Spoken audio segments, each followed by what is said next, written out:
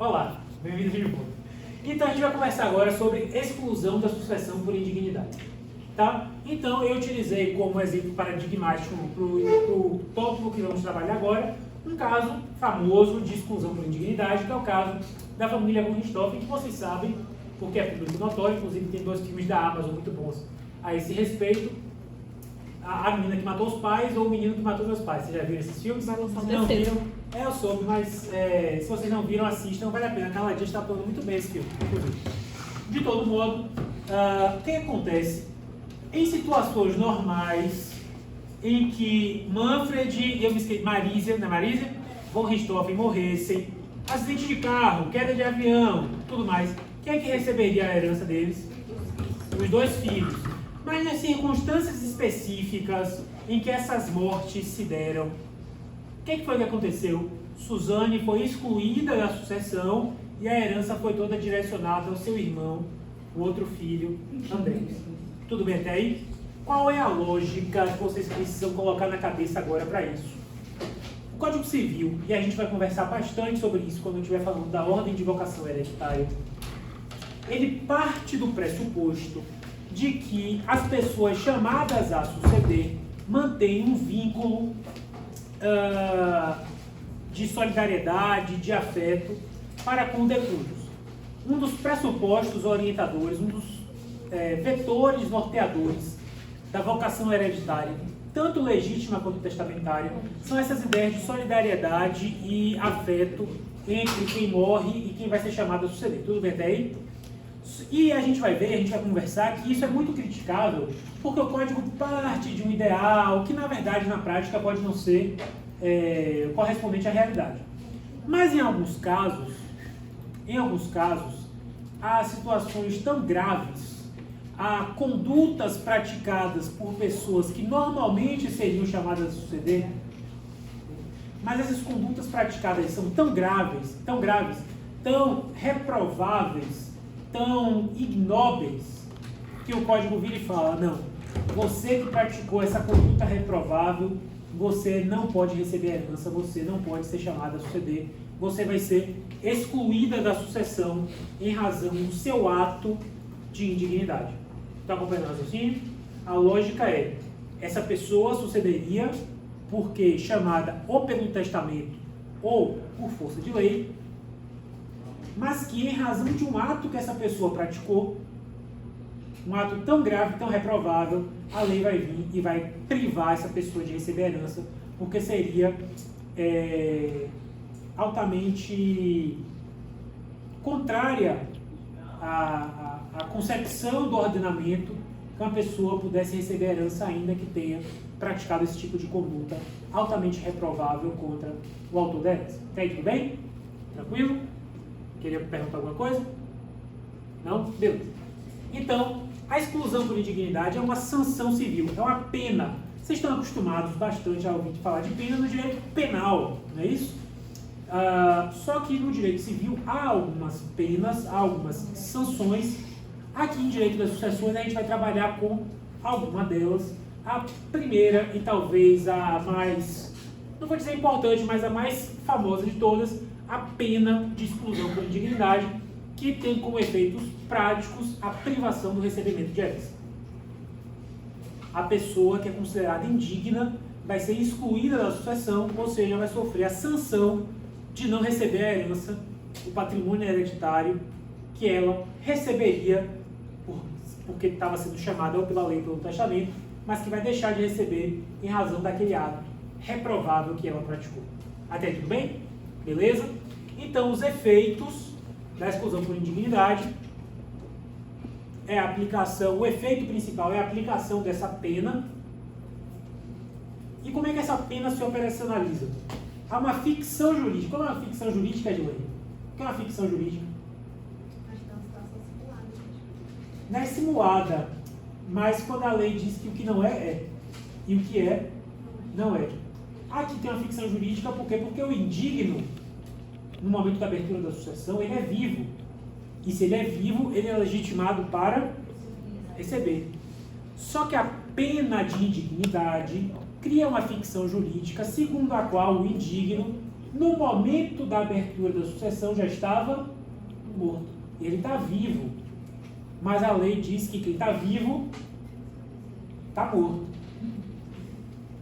Para fins sucessórios, o indigno, uma vez que transita em julgado a sentença de exclusão por indignidade, a gente vai conversar sobre isso, mas uma vez que transita em julgado a sentença de exclusão por indignidade, o indigno é tido como pré-falecido, ou seja, como a lei, apesar de ele estar vivo no momento da abertura da sucessão, a lei, para todos os efeitos sucessórios, considera que aquela pessoa já é pré-falecida. E se a lei considera essa pessoa pré-falecida, ela está impedida de receber herança. Ela não pode aceitar herança, porque morto não pode receber. Até aqui bem? Tranquilo? E aí, em razão dessa impossibilidade de aceitar ou receber herança, a gente tem algumas consequências. A gente vai conversar sobre essas consequências em instantes. Eu só quero chamar a atenção que, em se tratando de cônjuge ou companheiro digno, nada impede, né? Deu exemplo dos von Richthofen, mas nada impede que seja o cônjuge que mata o outro, ou o companheiro que mata o outro. O cônjuge, a viúva da Mega Sena. Ouviram falar da história da viúva da Mega Sena? O sujeito ganhou da Mega Sena. Eu acho que ele constituiu união estável ou casou depois. Mas vamos imaginar a seguinte situação. Manuel chegou semana passada, apostou na Mega Sena. Você é casado, Manuel? Qual é o nome do seu cônjuge? Jussiene, é isso? Manuel casado com Jussiene. Aí apostou semana passada na Mega Sena, ganhou 100 milhões de reais. Beleza até aí? Esses 100 milhões é de quem? São de quem? Não, é dos dois. Dos dois! Por que dos dois? É Comunicável, patrimônio adquirido à falta eventual, na constância da união estável, do casamento da união estável, se celebrado no regime da comunhão parcial, aqui eu estou presumindo que é comunhão parcial. Né? Então, o patrimônio ganhado na Mega Sena é dos dois. Tudo bem até aí? 100 milhões. Se a gente for fazer uma divisão ideal, 50 de Manuel, 50 de Jussiene. Tudo bem? Só que Jussiene cresceu o olho. Falou assim, quer saber? Manuel, coitado, Manuel foi pro céu. Jussiene foi e matou Manuel. Coitado. O que acontece? Jussiene cometeu um ato, que a gente vai ver que é ato de indignidade, e poderá ser excluída da sucessão de Manuel. Tudo bem daí?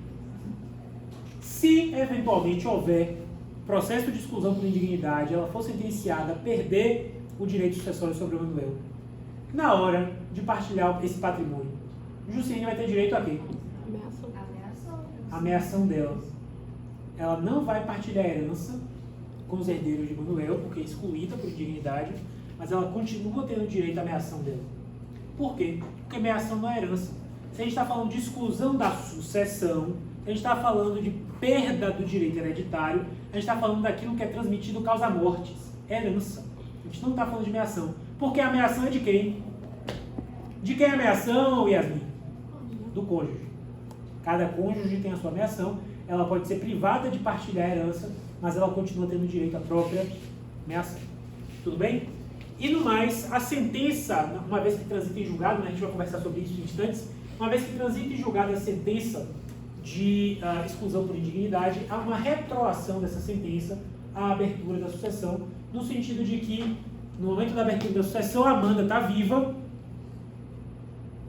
mas ou seja, em tese ela recebeu a herança, mas a partir do momento em que transita em julgado a sentença que exclui a Amanda da sucessão, essa sentença retroage a data da abertura da sucessão para dizer o quê? Que na abertura da sucessão a Amanda já estava morta naquele momento.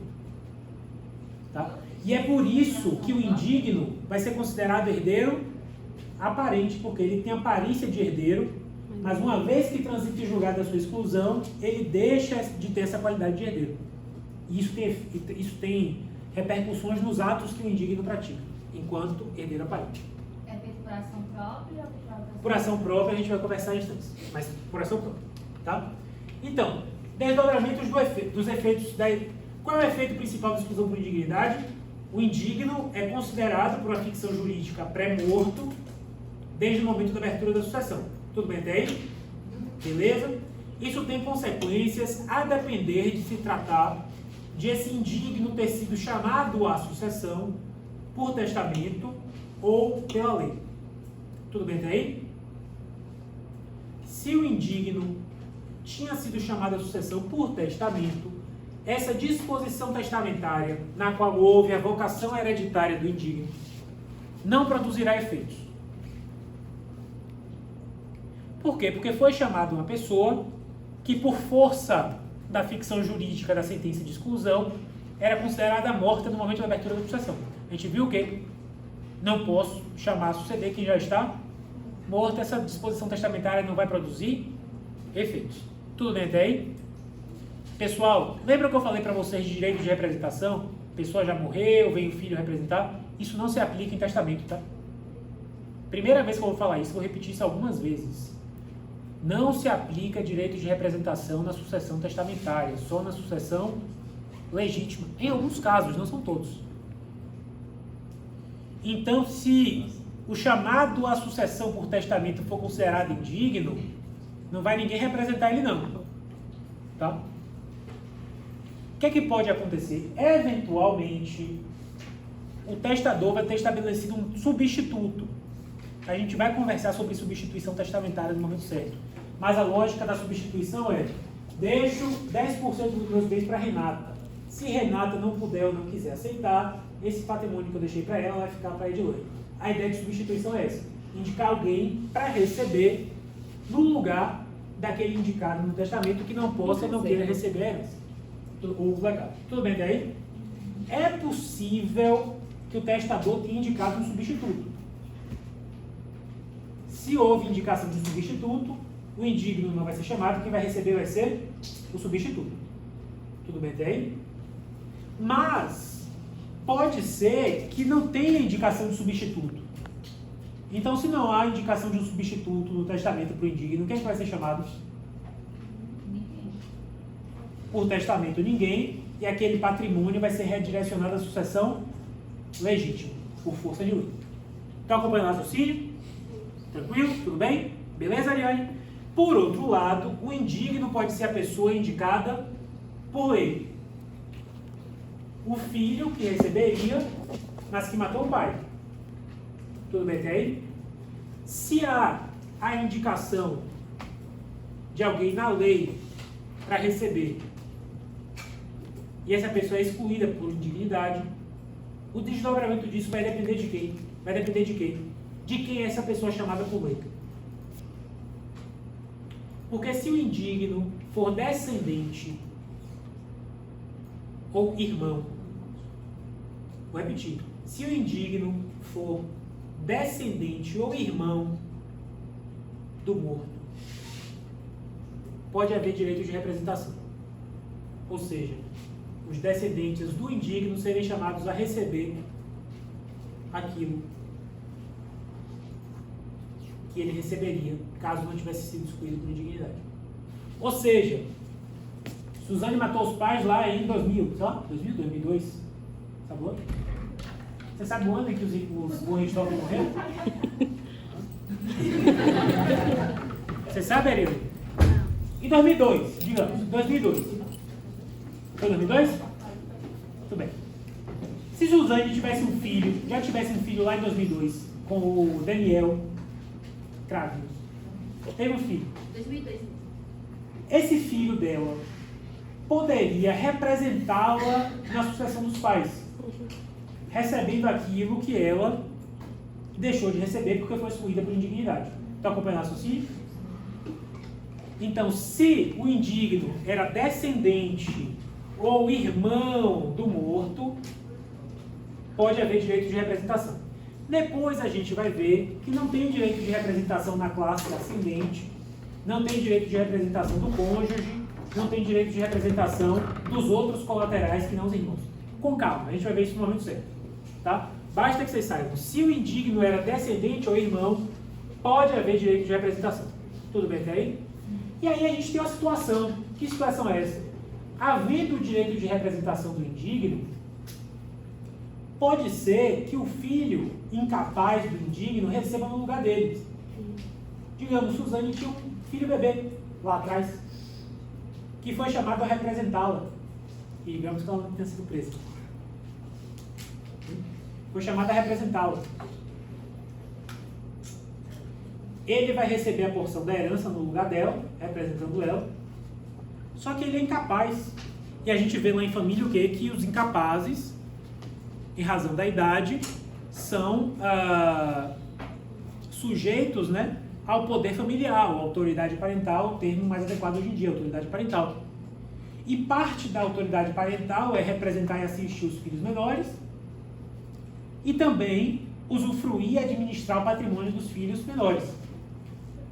O indigno não pode usufruir e administrar o patrimônio dos filhos menores, patrimônio que tenha sido recebido a título de representação na herança do qual ele foi excluído. Ou seja, voltando ao nosso exemplo, né? Se Suzane tinha um filho, o filho representou ela não teria direito de usufruir e administrar aquele patrimônio que o filho receberia a título de representação. Tudo bem, entende? E se esse filho morresse logo na sequência, ela não poderia herdar aquele patrimônio que o filho tinha, por quê? Porque representou ela numa herança da qual ela foi excluída. Percebem a lógica? Uma beleza disso, né? Então vamos ver aqui. Francisco tinha 2 filhos, Zezé e Luciano. Zezé tinha uma filha, Vanessa. Francisco fez um testamento no qual beneficiava Leonardo com 10% do seu patrimônio. Leonardo tinha um filho, Zé Felipe. Interessados da herança, Zezé e Leonardo foram cúmplices no assassinato de Francisco. E aí? Aí, no caso, Luciano e Vanessa. Bora lá. Zezé e Leonardo foram cúmplices no assassinato de Francisco. A gente pode deduzir por tudo que eu estou falando agora que eles são o quê? Caso haja a ação e a exclusão, beleza, indignos. Perfeito. Houve a ação, foram excluídos por indignidade. Vai acontecer o quê com aquilo que eles receberiam caso não tivessem sido indignos? No caso de Zezé, Zezé é filho, recebe por força de vocação legítimo ou testamentário? Nesse caso aqui, legítimo, né? Então, o que vai acontecer com esse patrimônio que caberia a Zezé caso ele não fosse indigno? Alto. Ele vai ser representado na sucessão de Francisco por sua filha Vanessa. Vanessa sendo incapaz, ele pode usufruir e administrar esse patrimônio? Não.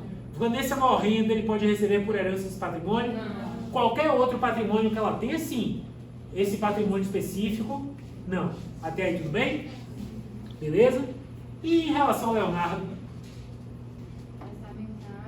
Aí, 10%. Zé Felipe pode representar ele? Não. Por que não? Porque não tem direito de representação na sucessão testamentária. Vai acontecer o que com esses 10%? Vai ser rachado entre Luciano e Vanessa. Voltar para a sucessão legítima.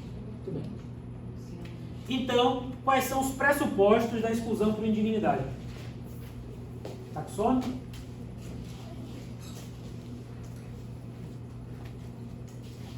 Em primeiro lugar, o indigno, né, deve ter praticado uma das condutas tipificadas na lei como causa de exclusão por indignidade. A gente vai ver que causas são essas em instantes. Em segundo lugar, não houve perdão do ofendido, porque se houve perdão do ofendido, desaparece a razão de ser da exclusão. E, por fim, é necessária a sentença de exclusão que é proferida em uma ação própria. Isso não é feito de forma automática, isso não é feito no inventário, isso é feito por meio de ação própria, que é a ação de exclusão por indignidade. E somente quando há sentença transitada em julgado, nessa ação de exclusão por indignidade, é que há os efeitos retroativos da data da abertura da sucessão. Repito, não é automático. Tudo bem?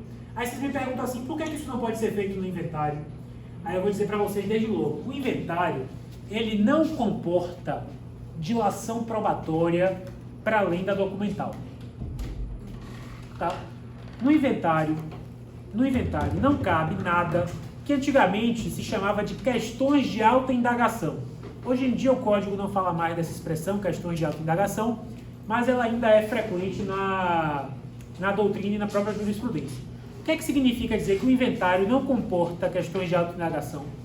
Inventário não é lugar de se produzir prova testemunhal, não é lugar de se produzir prova pericial, não é lugar de se ouvir testemunha, de se ouvir depoimento. Inventário é lugar de quê? Juntar documento e tomar decisões simples. Tudo bem? Qualquer coisa que exija a produção de qualquer outra prova, além da prova documental, precisa ser feita por meio de ação própria. Tudo bem até aí?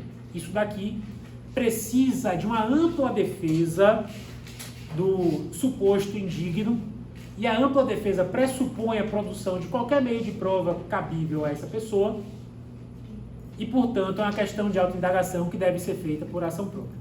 Até aí, tudo bem? Beleza? Tranquilo?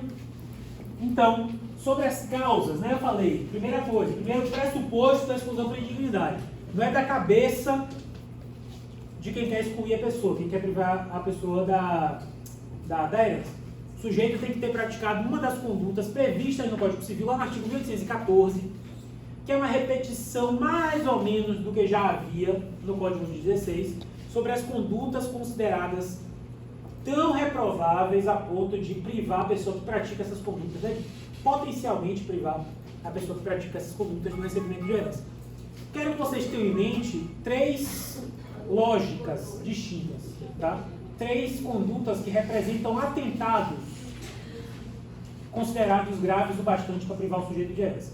Atentado contra a vida, atentado contra a honra e atentado contra a liberdade de testar. São as 3 possibilidades de conduta que são tipificadas na lei como causa de exclusão por indignidade. Atentado contra a vida, contra a honra e contra a liberdade de testar.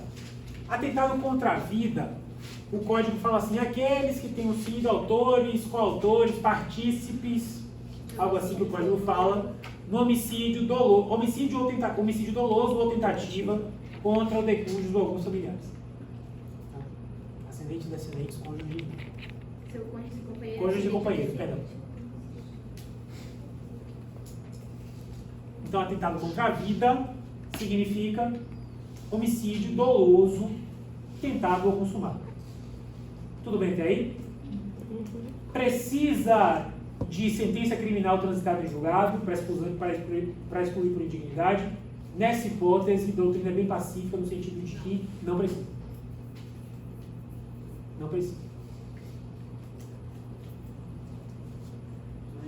E mesmo que haja a sentença penal condenatória, vai ser necessária toda a produção probatória no cível. Porque sentença penal condenatória de homicídio doloso, consumado, tentado, é dada por quem?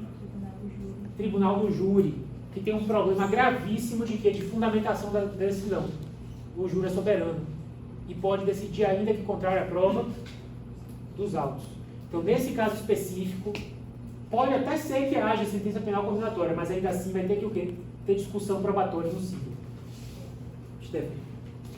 Quando você fala que a doutrina majoritária dos majoritários já concorda que não precisa estar transitada em julgado. Nesse caso aqui específico, não é nem majoritário. Você não tem uma decisão que diz que precisa de decisão transitada em Você julgado. fala isso na jurisprudência ou na doutrina? As duas coisas. E no caso do homicídio, isso aí é pacífico, é unânime. Que no caso do homicídio não precisa. Eu falo que eu estava lendo o Tartucci e ele já fala que tem a necessidade de transitar com sentença penal condenatória. Aí eu não sei se às vezes ele está em contramão, entendeu? No caso do homicídio, não.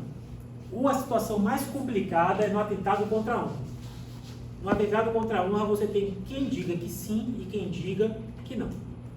Tá? Qual é a lógica do atentado contra a honra? Porque o Código fala assim, aqueles que tenham acusado caluniosamente em juízo o autor da herança, ou seu cônjuge ou companheiro, ou que tenham praticado crime contra a honra. E aí a questão é, quando fala assim, aqueles que tenham incorrido em crime contra a honra, aí o que a doutrina entende? Como eu falo em incorrido em crime, pressupõe para esses crimes a sentença penal condenatória julgada. Os crimes de calúnia, infâmia e calúnia, difamação e injúria, perdão. Para esses crimes. E para o acusado caluniosamente em juízo, tem gente que vai dizer, tem que ser denunciação caluniosa, tem gente que vai dizer que não precisa ser denunciação caluniosa, basta acusação caluniosa em juízo, e tem gente que vai dizer de forma mais específica, e o Superior Tribunal de Justiça tem precedentes nesse sentido, dizendo que tem que ser em juízo criminal. Mas não está escrito. Mas o Superior Tribunal de Justiça faz essa redução, com parte da doutrina também, com a qual eu não concordo, mas que vocês precisam saber que há essa orientação. E por fim, né, e aqui também, ou contra o próprio autor da herança, ou contra seu cônjuge ou companheiro. Percebam que no atentado contra a vida, não só cônjuge ou companheiro, mas também acidente ou descendente. No caso do atentado contra a honra, o cônjuge ou companheiro apenas. E por fim, aquele que tenha impedido ou dificultado por violência, meios fraudulentos, etc., o de cujos o Código fala assim, de dispor dos seus bens por testamento. O Código está aqui repetindo mais ou menos o que já falava o de 16, com algumas pequenas alterações, mas fala expressamente impedido o de cujos de dispor dos seus bens. Tudo bem? Isso é problemático, por quê? Porque lá na frente a gente vai ver que o testamento não precisa ter disposição patrimonial. Eu posso fazer um testamento só para dizer que Edilane vai ser tutora do meu filho menor. Ou que eu quero que meu corpo seja cremado. Ou eu quero que todo domingo seja rezado uma missa em minha honra. Isso não é disposição patrimonial, isso é disposição existencial e o Código permite. Só que se o sujeito, por alguma discordância religiosa, por exemplo, me impede de fazer esse tipo de testamento, não há a previsão da sua exclusão por indignidade, porque o Código fala o quê? De dispor dos bens, não fala de disposições extrapatrimoniais. Tudo bem até aí? Então essas são as três hipóteses de causas de exclusão por indignidade. Qual é o problema que a gente tem em relação a isso? Essas três causas, repito, são cópias aproximadas do que já havia no Código de 16 e não levam em consideração situações que são gravíssimas, inclusive mais graves de um ponto de vista valorativo atual do que dispor por testamento ou até mesmo de atentado contra a honra. Por exemplo, o marido de Larissa pode bater nela todos os dias. Violência doméstica pesada. Larissa vai, não aguenta mais e se mata. Se Larissa não tiver descendentes nem ascendentes, quem vai ser herdeiro dela? O marido da violência doméstica. Ou então Carla, idosa, só tem um filho. Filho largou ela, nunca quis saber dela, ela tem um patrimônio, mas passa dificuldade, não tem quem ajude ela no dia a dia. Algumas pessoas falam que isso é abandono afetivo inverso. Eu detesto esse inverso. Por quê? Porque abandono afetivo é afetivo, ponto. Não importa qual seja a direção. Eu acho uma ignorância quem fala abandono afetivo inverso. De toda forma, quando o Carla morrer, quem é que vai receber a herança dela?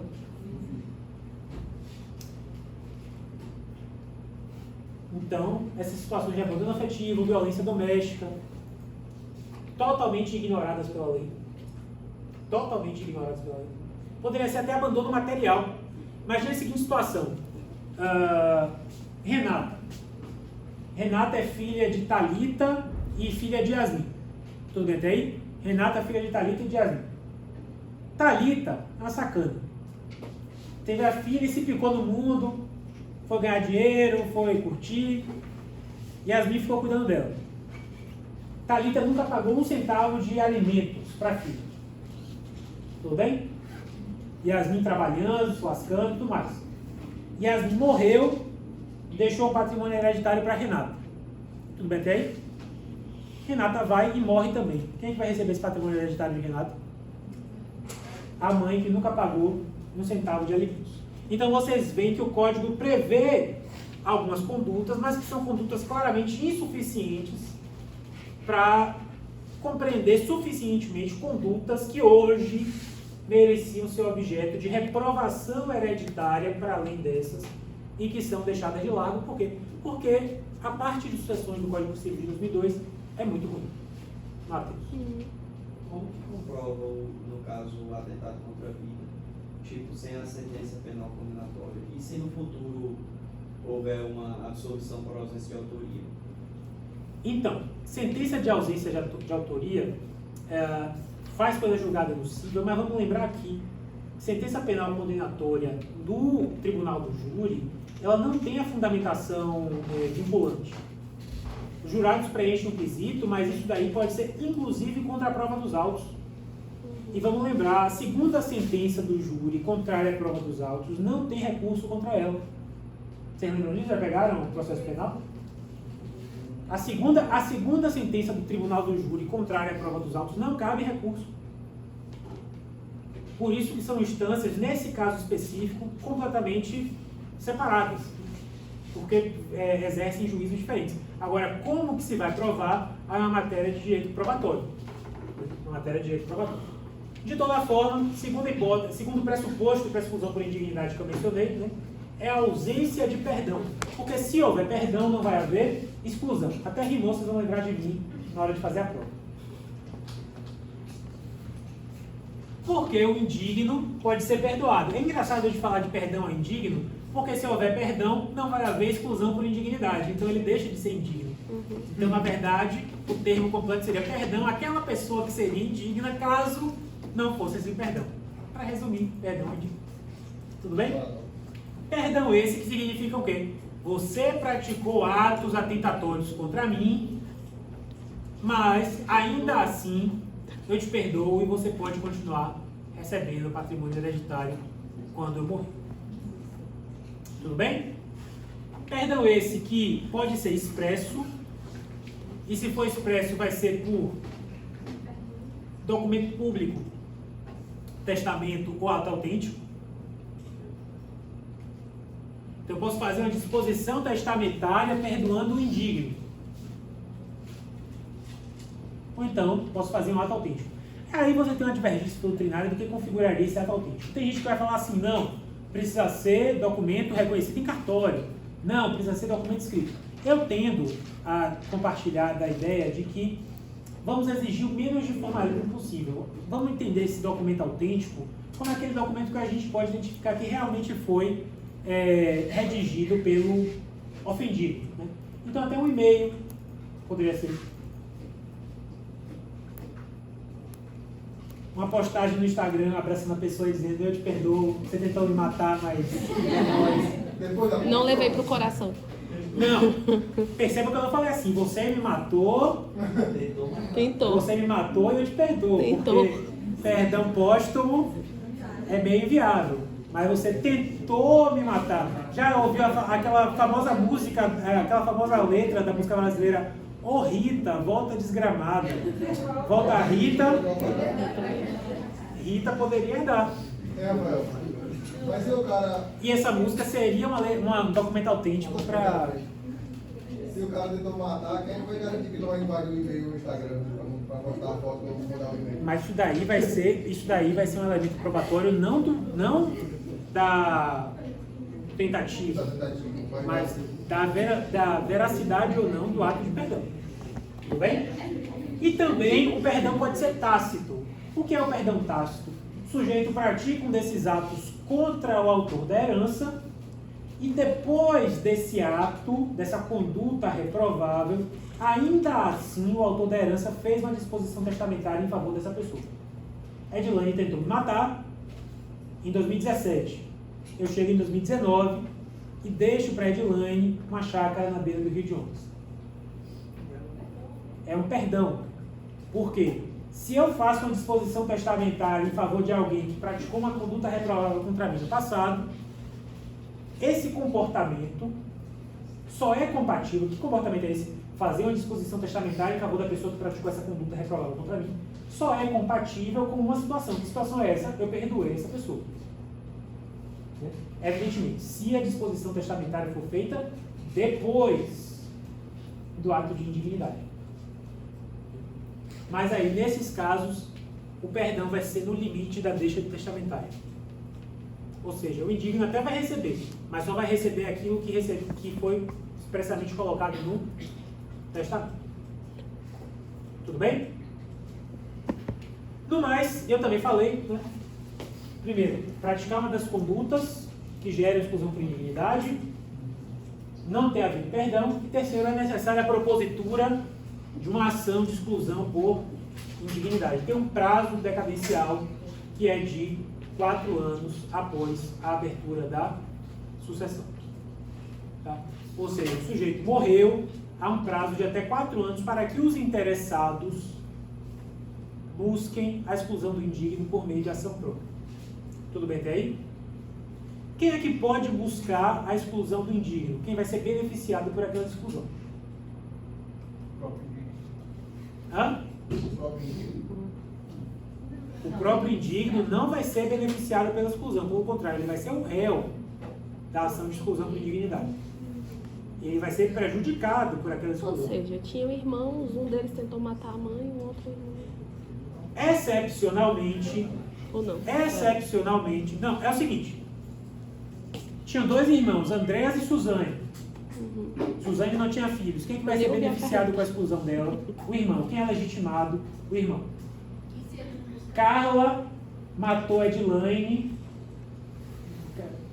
Como é? Não. Larissa é a mãe, né? Quem foi que te matou? Tá. Quem matou Larissa foi Edilane. Lembra que eu falei pra vocês que a Edilane era pré-morta? Era mentira, porque na verdade foi porque ela foi excluída por indignidade. Edilane, quem era sua filha, Edilane? Minha filha é Teté. Era Stephanie. Edilane tinha uma filha, Stephanie. Edilane matou Larissa. Quem é legitimado para excluir Edilane por indignidade da sucessão de Larissa? Quem vai ser beneficiado por essa exclusão? Quem é que vai ser beneficiado por essa exclusão? Stephanie. Stephanie. Mas, especificamente na situação de atentado contra a vida, também é legitimado para ingressar com a ação de exclusão o Ministério Público. Essa é uma alteração legislativa relativamente recente, de 2017. Já havia algum entendimento doutrinário nesse sentido, mas virou lei, em sentido estrito mesmo, salvo engano, em 2017. Que no caso de atentado contra a vida, apenas, porque a lei é expressa nesse sentido, no caso de atentado contra a vida, o Ministério Público pode promover a ação de exclusão por indignidade. Tem quem diga que essa lei, né, é inconstitucional, mas prevalece, é o que prevalece hoje. Eu até acho que tem que prevalecer mesmo. E tem como uma pessoa judicialmente postular que alguém seja declarado indigno sem que essa pessoa se enquadre em 1814?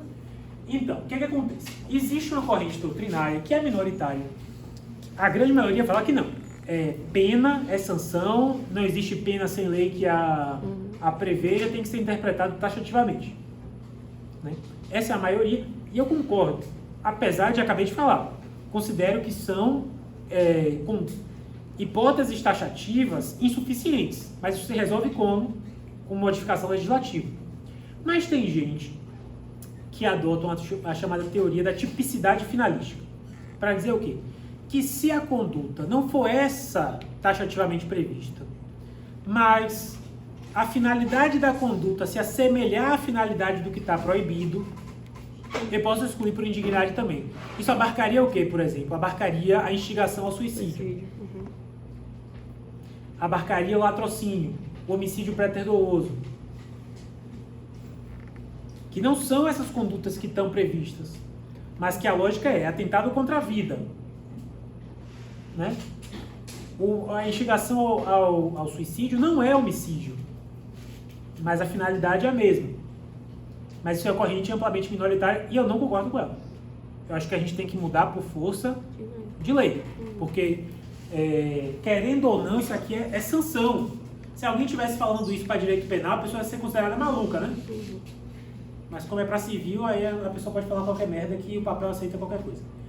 Pode falar, Ashley. Por exemplo, você estava falando do caso de perdão, ou perdão completo, aquela coisa.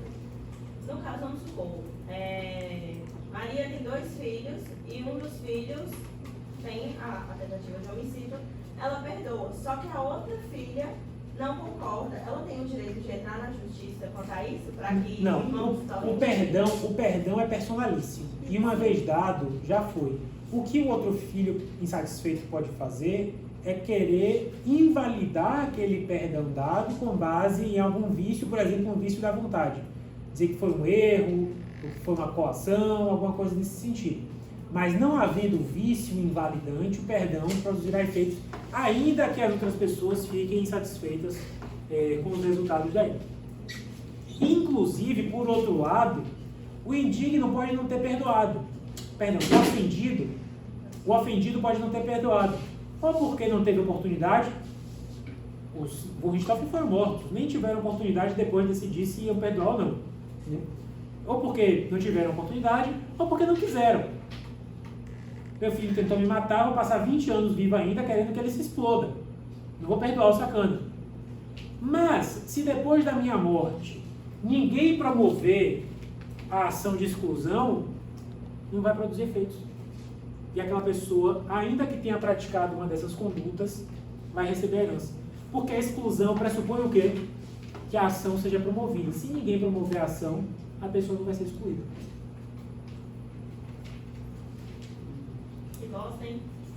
Não há na lei nenhuma possibilidade do que foi ofendido deixar algum documento que indique. Existe o Instituto da Deserdação, que pode ser provocada, entre outras coisas, pelas causas de indignidade, mas ainda assim a deserdação também é necessária para a propositura da ação para deserdar. Ou seja, você precisa de alguém para promover essa exclusão. Mas no caso, se ele não deixar os herdeiros fora digno, o Estado teria legitimidade para entrar com a ação? É uma excelente pergunta. Eu nunca vi ninguém falando da fazenda pública legitimada para excluir por indignidade alguém com a perspectiva de receber o patrimônio hereditário por meio de herança jacente vacante. Nunca vi nada escrito sobre isso. É uma perspectiva interessante. Eu duvido muito que isso fosse acontecer na prática. Claro, o Ministério Público pode fazer por força do atentado contra a vida. Mas a fazenda pública beneficiária, eu acho muito difícil acontecer na prática, porque eu andei conversando com alguns colegas procuradores do município em Salvador, em Aracaju, lá no Rio de Janeiro, e perguntei da questão de herança jacente, se na procuradoria do município eles lidam com isso, ou conhece alguém que lide. E é um deserto. Um deserto de informações. Que a gente vai ver em instantes, que o beneficiado é o município. E nada. Parece que não há grande movimentação nesse sentido. Tá? Vamos ver aqui. Bel tem 3 filhas, Ivete, Daniela e Cláudia. Em abril de 14, Cláudia tentou matar o próprio pai, atropelando-o enquanto ele caminhava nas ruas do bairro. A tentativa não foi bem sucedida, apesar de Bel ter passado vários meses hospitalizado e de o fato ter sido objeto de um inquérito policial arquivado, no qual foram apresentados indícios de conduta dolosa por parte de Cláudia. Tudo bem até aí? Em fevereiro de 2015, Bel fez um testamento deixando 45% do seu patrimônio para Ivete, 45% para Daniela e 10% para Cláudia. Em junho de 2017, Daniela também se envolve em um acidente de automóvel com o pai, matando-o culposamente, ato pelo qual foi condenada criminalmente. Em setembro de 2020, Ivete procura vocês, né, pedindo um parecer sobre o caso e quais são as medidas cabíveis que vão lhe assegurar o maior quinhão hereditário possível. Ou seja, o que Ivete quer é excluir alguém. Ivete vai excluir quem? Ivete pode excluir Daniela? Não. Mas Daniela matou o pai. Culposamente. Para excluir por atentado contra a vida tem que ser doloso. Então, Daniela não vai ser excluída, apesar de efetivamente ter matado o pai. Cláudia tentou matar o pai, não conseguiu. Pode ser excluída? Não, porque... Cláudia tentou matar o pai, não conseguiu. Foi tentativa de homicídio doloso. Pode ser excluída? Em tese pode, pela conduta pode. A gente tem que ver o que? Se haverá propositura da ação, que é o que Ivete está querendo saber. E qual é a outra coisa, se houve ou não? Perdão. Houve perdão? Sim, tá. Houve ou não houve? Houve ou não houve? Espera aí. Houve ou não houve? Que espécie de perdão? Quando há perdão tácito, a pessoa recebe o quê? Se Bel tivesse feito um testamento dizendo assim, perdoa Cláudio, perdoa? Cláudia ia poder receber tudo? Ia poder ser excluída novamente? Mas houve perdão o quê? Tá. O que significa dizer que ela pode ser excluída, mas continuará podendo receber. que parte 10%. aquilo que for previsto no testamento. Ele não deixou mais do que poderia, não. Aí estou somando, está dando o patrimônio todo, só para deixar metade do testamento. Então, ele pode dispor do seu patrimônio como um todo, desde que respeitando a parte disponível e a legítima dos herdeiros necessários. 50% de legítima dos herdeiros necessários. Mas ele está fazendo essa distribuição dos herdeiros necessários dentro do próprio patrimônio. É 45 de 50. Não necessariamente, ele está pegando, não necessariamente, poderia ser assim. Poderia ser assim, mas não necessariamente. Qual é a lógica? Ele tem 3 herdeiros necessários e, portanto, ele tem que assegurar que cada um deles receba certamente um sexto, né? A legítima dos herdeiros necessários, que é 50%, é distribuída igualmente entre os herdeiros necessários, um sexto para cada um. Tudo bem até aí? Com esse 50%, ele pode fazer o que ele quiser. Qual é o problema que a gente tem que levar em consideração? Aqui há apenas um perdão tácito. Se houvesse um perdão expresso, ele seria obrigado a respeitar o quê? Um sexto da filha. Mas não houve perdão expresso, houve o quê? Perdão tácito. Tudo bem até aí? Houve perdão tácito. O que significa dizer que ela pode ser excluída? Pode, mas ela vai receber alguma coisa nos limites da disposição testamentária. Beleza? Então, o que acontece? Quando Ivete recebe 45%, está havendo respeito à legítima dela? Que ela está recebendo um sexto dela.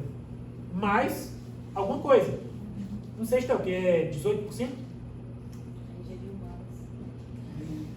Acho que o sexto é por volta de 18%. Por volta de 18%. Né? Por volta de 18%. Ela está recebendo a legítima dela. Está perfeito. Considerando que você tem uma das filhas que é indigna, isso aqui até aumenta. Vai para quanto? Para 25, né? Então ela está recebendo a legítima dela, não está tendo desrespeito à legítima.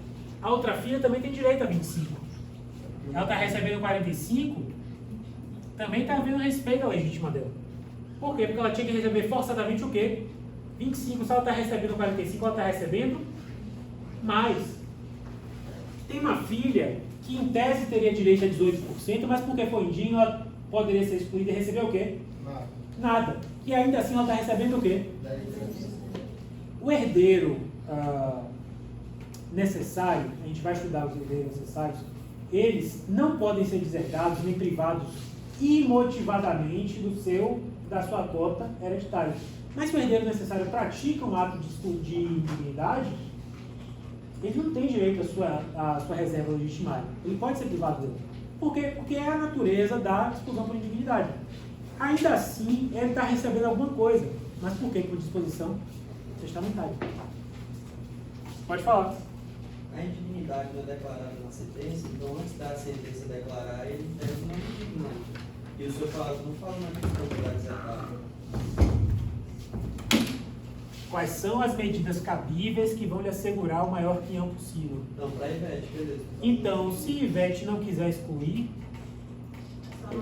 A escola não entrar. não vai entrar com a ação de exclusão por indignidade, o patrimônio hereditário vai ser distribuído. O testamento poderá haver a redução do testamento para que a legítima quando o testamento não cumpre, não respeita a intangibilidade da legítima, ele pode, não necessariamente vai, ele pode ser reduzido para que haja esse respeito. Mas aqui o que eu quero saber é o quê? O que é que Ivete pode fazer para que o quinhão dela seja o maior possível? Qual é o maior quinhão possível para Ivete? Considerando que Daniela não pode ser excluída, já que o homicídio foi culposo. Qual é o maior quinhão possível para Ivete? 45%. Mas a Cláudia também não poderia, não, em função de ter transcorrido o prazo de 4 anos. Então. Setembro de 2020, e quando foi que foi a abertura da sucessão? 2014, ela com certeza... Não, 2017. O prazo é de 4 anos da abertura da sucessão. Muito bem.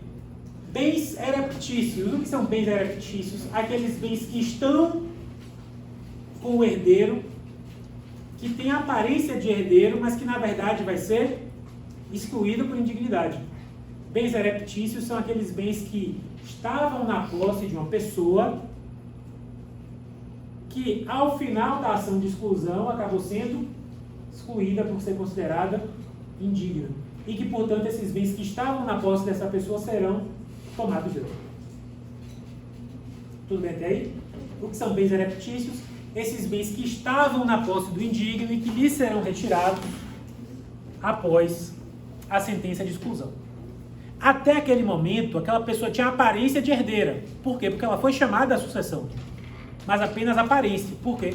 Porque uma vez que transita em julgada a sentença de exclusão por indignidade, o que é que acontece? A retroação dos efeitos dessa sentença e a pessoa é considerada pré-morta, o que significa dizer que na prática, uma vez que transita a sentença, essa pessoa nunca foi herdeira, era apenas herdeira aparente, porque ela era indigna. Tudo bem até aí? Tem aparência de herdeira, mas uma vez que é considerada indigna, não é mais. Beleza? Tudo bem até aí? O que acontece? Pode ser que esse indigno tenha praticado atos de administração e atos de disposição dos bens. Tudo bem? Ele é tratado como possuidor de má-fé. Quem aqui pegou coisas? Só Ana Paula? Mais ninguém? Qual é o seu nome? Breno. Então, a gente vai estudar lá em coisas. Você pegou, Stephanie? Isso que era pra ela, levantou a mão, meu Deus. Não, você pegou. O Gustavo também, não foi? Eu queria fazer eu lembrar. É medo dele perguntar. Não vou perguntar não. Mas o que acontece? Quando a gente estuda posse e propriedade, a gente vai ver que o possuidor pratica alguns atos e os efeitos desses atos vão depender de quê? Vão depender da natureza da sua posse, se posse de boa fé ou posse de má fé. Isso tem repercussões, por exemplo, nos frutos que esse possuidor recebeu, se ele tem de devolver ou se ele pode ficar com ele. Se o bem sofreu algum dano, quem é que vai responder por aquele dano? Se o proprietário vai sofrer aquele dano, não vai ter que cobrar do possuidor, ou se o possuidor tem que restituir o proprietário pelos danos que o bem sofreu. Tudo bem até aí? Essas responsabilidades pelos danos, essas responsabilidades pelos frutos, se vai ter direito a reembolso pelas benfeitorias ou não vai, tudo isso vai ser orientado. Se o indigno fez uma benfeitoria no bem e teve que devolver o bem porque foi excluído por indignidade, esse indigno tem ou não tem direito de ser reembolsado? Como aqui ele é tratado como possuidor de má-fé, ele vai ser reembolsado apenas pelas benfeitorias necessárias. Por qualquer outra benfeitoria ele não vai ser reembolsado. Mas enfim, não adianta muito eu ficar entrando nesses detalhes, porque vocês não pegaram coisas ainda e isso é algo que a gente estuda com profundidade lá em coisas. O que eu quero que vocês entendam isso e coloquem isso em mente para quando a gente pegar a estudar direito das coisas tratamento do indigno pelos frutos que ele recolheu, ou seja, o sujeito está numa fazenda, está lá colhendo a produção, ou o sujeito recebeu por herança um imóvel, botou para alugar aquele imóvel e ele foi recebendo aluguel. Ele tem que devolver ou não tem que devolver os aluguéis que ele recebeu nesse meio tempo, né, antes da sentença de exclusão por indignidade? Como ele é possuidor de má-fé, ele vai ter que devolver os aluguéis. Por quê? Porque aluguéis são frutos dos imóveis. Eu estou falando isso, está parecendo meio abstrato agora, isso vai se tornar mais concreto quando vocês pegarem direito das coisas. Tá? Os atos de administração que ele praticar são válidos. Então, se ele, por exemplo, entre os bens da herança tem um apartamento, se ele coloca aquele apartamento para alugar, esse contrato de locação é um contrato válido. Tudo bem até aí? Agora, pode acontecer de ele alienar os bens da herança. E é aí que mora o perigo. Por quê? Porque até então, até que haja a sentença de exclusão por indignidade, ele tem a aparência de herdeiro. Ele tem a aparência de herdeiro. Uma vez que transita em julgado a sentença de exclusão por indignidade, ele tem o dever de devolver aquele patrimônio. Só que pode acontecer de ele já ter se desfeito do patrimônio. E aí, o que vai acontecer? Depende. Depende do quê? De como ele desfez esse patrimônio, ou melhor, de para quem ele alienou aquele patrimônio. Esse terceiro que adquiriu esse patrimônio Foi um terceiro de boa fé ou um terceiro de má fé? Eu comprei um bem de alguém e depois eu descubro que essa pessoa que me vendeu tinha aquele bem por herança essa da qual essa pessoa foi excluída por indignidade. Estão acompanhando o raciocínio? Se eu estou de boa fé, ou seja, se eu não sei da situação de possível indignidade, se eu não sei que está tramitando uma ação de exclusão, se eu não sei que aquele sujeito matou o pai, que está com aquele bem em razão dessa sucessão problemática, ou seja, se eu desconheço a situação de indignidade, eu sou um terceiro de boa fé, e desde que a aquisição do bem tenha se dado a título oneroso, o que significa aquisição a título oneroso? Eu dei alguma contraprestação em troca da aquisição daquele bem. Pode ter sido uma compra e venda? Pode. Pode ter sido uma permuta? Pode. Se houver sido uma aquisição a título oneroso, essa alienação é válida e eu ficarei com o bem. Aí vocês me perguntam, mas o indigno não tinha o dever de restituir o bem? E aí, ele não tinha o dever de restituir o bem? Vai acontecer o quê? Os herdeiros beneficiados com a exclusão por indignidade continuam tendo direito. Né? Só que o ordenamento jurídico privilegia a minha boa-fé. Então, o que é que os herdeiros podem fazer? Ir atrás do indigno para pleitear perdas e danos. Vão pleitear a devida indenização em face desse indigno. Ah, e se o indigno não tiver patrimônio? Cara, essa situação é muito chata. Triste. No caso, os outros herdeiros, por exemplo, a parte aqui cabia, por exemplo, se for 3 herdeiros, pleitear um terço ou só cabe perdas e danos? Como assim? Tipo assim, a pessoa, o possuidor de má-fé vendeu e depois foi excluído da herança. Não. Perfeito. Possuidor de má-fé é o indigno, né? Isso, o indigno. E aí depois, futuro indigno. isso. E os herdeiros, digamos assim, eram 2 mais herdeiros, ou seja, são 3, no total não foi excluído. Esses outros 2 podem ir atrás de um terço aqui que era em direito? Em face de quem? Do possuidor de má-fé que recebeu o dinheiro. Do indigno. Do indigno. Perfeito. Perfeito. Os 3 não precisam ir juntos. Os outros herdeiros não precisam ir juntos. Cada um vai atrás daquilo que lhe acresceria no quinhão, no respectivo quinhão, em razão da exclusão por indignidade. Beleza? Agora, se o terceiro é de má fé, ou se, mesmo de boa fé, a aquisição for a título gratuito, o que é aquisição a título gratuito? Não paguei uma contraprestação. Então, nesse caso, ou o terceiro está de boa fé e adquiriu a título gratuito o bem da herança do indigno, ou o terceiro sabia da situação de indignidade, nesse caso a alienação vai ser ineficaz. E os herdeiros, os verdadeiros herdeiros, os beneficiados com a exclusão por indignidade, poderão reivindicar esses bens, ou seja, ir atrás deles e pegá-los de volta. Tudo bem até aí? Maravilha, né? Então vamos ver aqui. Maiara teve 2 filhas, Simone e Simária. Maiara morreu deixando alguns bens, entre eles um apartamento e uma chácara. Na partilha extrajudicial, feita rapidamente, o apartamento e a chácara ficaram com Simone. Tudo bem até aí? Ela vendeu o apartamento para Maraísa e locou a chácara para Thierry. Alguns meses depois, descobre-se que Simone e Maraísa foram cúmplices no assassinato de Maiara. Estão acompanhando a raciocínio? Simária ingressa com a ação de exclusão por indignidade que é julgada procedente. E aí? Vendeu um apartamento para Maraísa. Thierry. Não ousem falar o nome dele errado. Maraísa foi adquirente. Aliás, a Maraísa, né? Eu tirei. Queridos, Porque ela foi... preciso ver o que em primeiro lugar?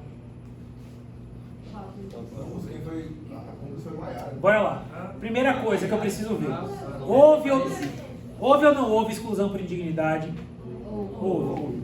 No momento da abertura da sucessão, antes da ação de exclusão por indignidade, em tese, quem recebeu a herança? Simone e Simária. Tudo bem? Que fizeram a partilha. Simone tinha aparência de herdeira? Tinha. Qual é o problema? Posteriormente ela foi excluída. Foi excluída. Por quê? Porque matou, houve a propositura da ação, a ação foi julgada Próxima vez.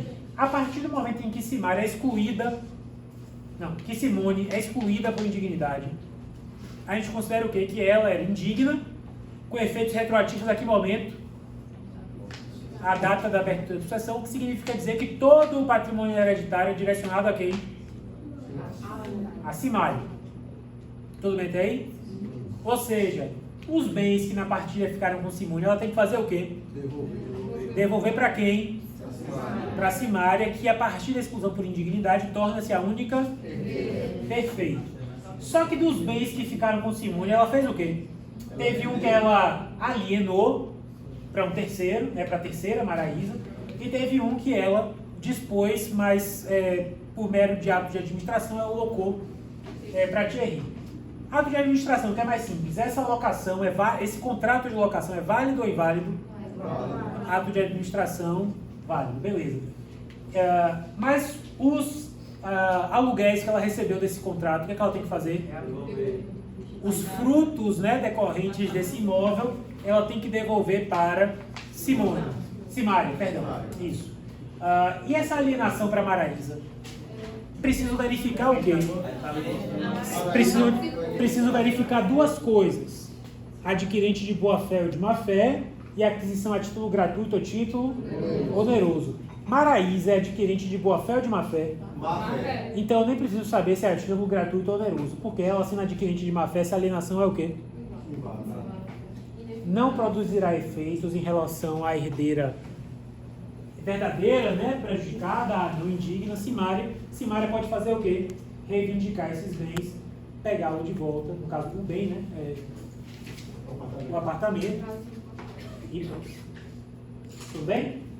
Olha que maravilha. Então, é isso. A gente dá uma pausa aqui agora. Que horas são? 6h10.